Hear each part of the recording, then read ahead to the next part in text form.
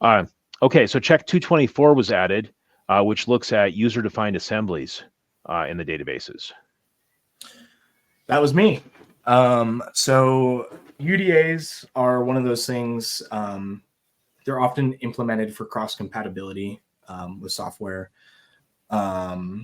UDAs are the user-defined assemblies are something that we found that can open yourself up to potential security risks, especially when running unchecked. So we wanted to be able to see if any user-defined assemblies were being ran in the background and kind of keep tabs on those, whether or not they're necessary. If they're necessary, then we know what they're doing.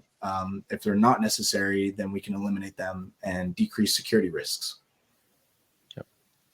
So an example of that user-defined assembly can be a COM object that's compiled as part of like C# or .NET code.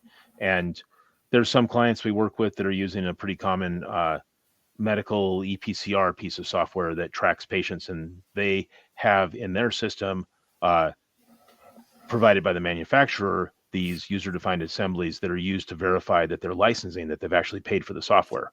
And if you take them away, it makes it so their software won't run because it looks like they're not licensed. Now, in that environment, that's one of those where you want to be aware of it because you need to know about it if you're migrating to a new system, but you certainly wouldn't want to take it away. In other cases, if let's say somebody wanted to put in some malicious code in your system so they could come back and mess with you later, like ransomware or something like that, a user-defined assembly would be a great way to inject that kind of thing into your database with kind of get around some of the security checks that you would normally look for. Mm-hmm.